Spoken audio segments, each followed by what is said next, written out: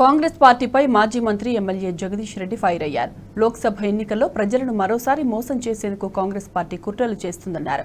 కావాలని సాగునీరు అందించకుండా రైతుల పొలాలు ఎండబెట్టిన కాంగ్రెస్ పార్టీకి లోక్సభ ఎన్నికల్లో గురపాఠం చెప్పాలని పిలుపునిచ్చారు. నల్లగొండ బీఆర్ఎస్ ఎంపీ కంచర్ల లక్ష్మారెడ్డితో కలిసి మిర్యాలగూడ సన్నాహక సమావేశంలో పాల్గొన్నారు. ఏం జరుగుతుంది ఈ రాష్ట్రంలో, ఎటువంటి కుట్రలు జరుగుతున్నాయనే విషయం ఇవాళ ఎక్కడికి పోయినా ఎండిపోయిన పొలాలు దర్శనమిస్తాం. రైతులు 2 నెలలుగా మొత్తుకుంటున్నారు. ఒక్క తడిస్తే 2 తడిలు ఇస్తే లక్షల ఎకరాలలో మేము బతికిపోతాం. కేసీఆర్ ఉన్ననాడు ఇచ్చినట్లే చివరికి మాకు ఇస్తారు, ప్రభుత్వం మమ్మల్ని ఆదుకుంటుంది అనుకొని మేము ఉన్న నీళ్లతో నాటబెట్టుకున్నాం.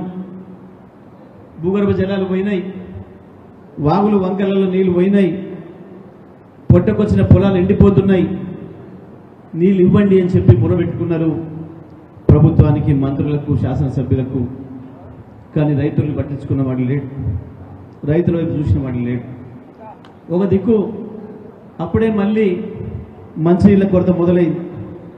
బిందెలు పట్టుకొని ట్యాంకర్ల కొరకు ఎదురు చూడాల్సిన దుస్థితి వచ్చింది. పల్లెలు పట్టణాలను తేడా లేకుండా ట్యాంకర్లలో నీళ్ళు తీసుకురావాల్సిన పరిస్థితి వచ్చింది.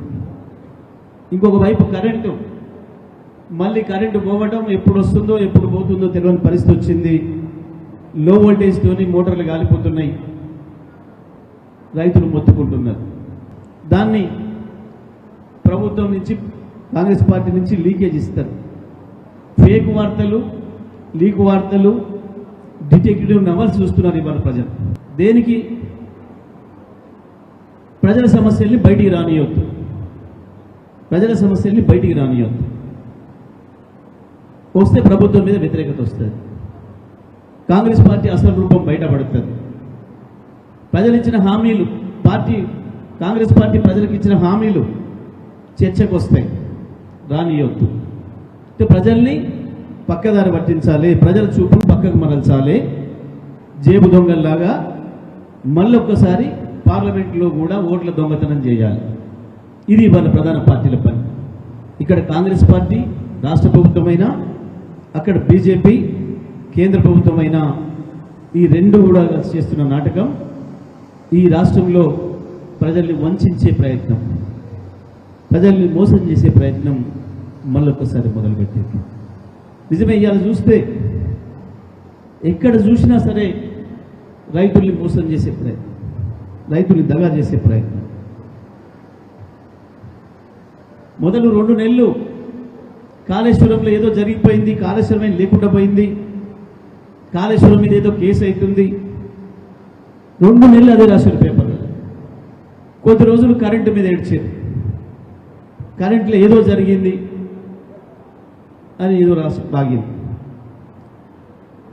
ఆ తర్వాత ఈ మధ్యన ఏదో ఫోన్ ట్యాప్ అయింది, ఎవడు మా ఫోన్ ఉందో విన్నాడు, ఎవరి ఫోనో ఎవడో విన్నాడట. ఇవాళ వీనికైనా వానికైనా అభ్యర్థులు పెట్టుకోవడానికి దిక్కే లేక తెలంగాణకి టీఆర్ఎస్కే చూస్తున్నారు. వాని ఊళ్ళోనే అంగడికి పోయే పర్సన్, పనిచేసే పర్సన్ ఉంటే అంగడికి ఎందుకు వస్తాడు? వానింటిగా వాని ఊళ్ళోనే పెళ్లి కొడుకు మంచోడు ఉంటే పక్కూరికి ఎందుకు వస్తాడు? ఎందుకు బీఆర్ఎస్ అభ్యర్థులే కావాల్సి వస్తుంది?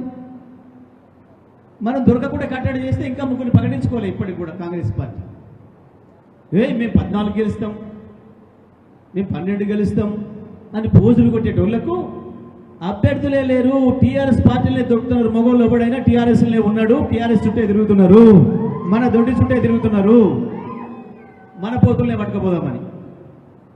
గదే తెలియజేస్తుంది వాళ్ళ దివాలా కోరు తనమేందో. ఆ పార్టీలకు అభ్యర్థులే దిక్కులేని పార్టీలు. వీళ్ళెవ్వడు పోయినా కేసీఆర్కి భయం లేదు, టీఆర్ఎస్కి భయం లేదు. ఎందుకంటే ఒక నిమిషంలో నాయకుని సృష్టించగలిగిన శక్తున్న నాయకుడు, మహానాయకుడు కేసీఆర్. నాయకులను తయారు చేసే ఫ్యాక్టరీ బీఆర్ఎస్ పార్టీ.